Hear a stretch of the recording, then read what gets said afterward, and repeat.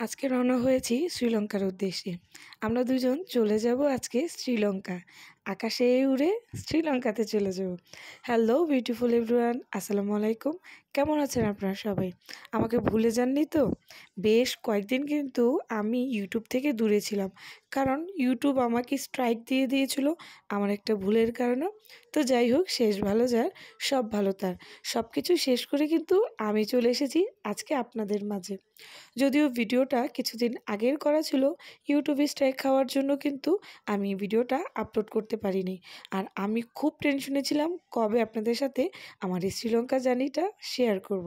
এই তো দেখুন, আমরা প্লেন থেকে নামতে না নামতেই টিভিটি ট্যুর অ্যান্ড ট্রাভেলস থেকে তাদের লোকজন কিন্তু আমাদের রিসিভ করার জন্য চলে এসেছে।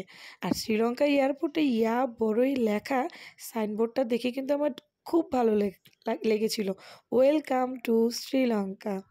শ্রীলঙ্কার ভিজিটার হিসেবে নিজের একটা ফিল আসছিল। আর এই যে দেখছেন, এটা হচ্ছে শ্রীলঙ্কার এয়ারপোর্ট। শ্রীলঙ্কার এয়ারপোর্টটা কিন্তু বেশ বড় ছিল, যদিও আমাদের ফ্লাইটটা একটু ডিলে হয়েছিল, এর জন্য আমাদের আস্তে আস্তে অনেকটা লেট হয়ে গিয়েছিল। আর আমরা তার মধ্যে এখানে আমরা ওয়েট করছিলাম আমাদের গ্রুপের অন্য 2 লোকজনের জন্য। তারা তো হারিয়ে গিয়েছিল প্রায়, তাদেরকে আমরা খুঁজে পাচ্ছিলাম না। অনেকটা সময় তাদের জন্য লস হয়ে গিয়েছিল। আমরা অনেকগুলো লোক তাদের জন্য কিন্তু ওয়েট করছিলাম, না জানি তারা কোন দিক থেকে কোন দিকে চলে গিয়েছিল। এই ওয়েটিংটা কিন্তু বেশ খারাপ লাগে। আর যেহেতু লম্বা একটা জার্নি ছিল, তার মধ্যে আবার এয়ারপোর্টে এসে অন্য আরেকজনের জন্য ওয়েট করতে হচ্ছে। কি করব বলেন? কিছু তো আর হাতে করার নেই। আর যদিও প্লেনটা একটু লেট করে যদিও আসে, সেটা কিন্তু সহ্য হয়। কিন্তু এয়ারপোর্টে নেমে কখন গন্তব্যস্থানে যাব, সেটার জন্য কিন্তু অন্যরকম একটা ফিল কাজ করে। আমার কিন্তু একদমই সহ্য হয় না। তো যাই হোক, অবশেষে আমাদের সেই লোকজন কিন্তু আসতে পারে নাই। আমরা কিন্তু তাদেরকে রেখেই রওনা হয়ে গেছিলাম বাসের জন্য।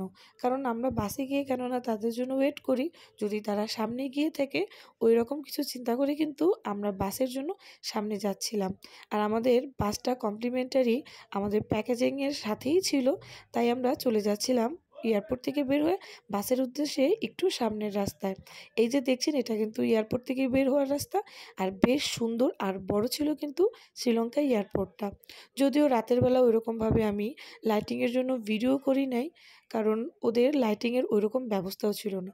তো যাই হোক, অবশেষে আমাদের সেই 2 ভদ্রলোক চলে এসেছিল আর আমাদের বাসটা কিন্তু ছেড়ে দিয়েছিল। যেহেতু শ্রীলঙ্কাতে আমরা এই প্রথম ট্রাভেল করছি, তাই চিন্তা করলাম প্রথম 3 দিন, কেননা আমরা কলম্বো সিটিতেই থাকি। এই তো দেখুন, আমাদের এয়ারপোর্ট থেকে বেশ 1 ঘন্টার জার্নি ছিল আমাদের হোটেলটা। আর কলম্বো সিটির মেইন টাউনেই কিন্তু আমরা অবস্থান করছিলাম। এই যে দেখছেন, আমাদের বেশ 4 স্টার লেভেলের একটা হোটেল। বেশ ভালো লাগছিল। আমি একটু ঘুরে ঘুরে আপনাদেরকে কেননা আমাদের রুমটা দেখাই। যেখানেই থাকি না কেন সেটাই যেন নিজ বাসা হয়ে যায়। আর এই রুমগুলো ছেড়ে আসতে কিন্তু বেশ কষ্ট লাগে। 1 দিন থাকি বা 2 দিন বা 3 দিন, এইসব রুমের জন্য এক প্রকার মায় হয়ে যায়। চলে আসার সময় বেশ কষ্ট লাগে।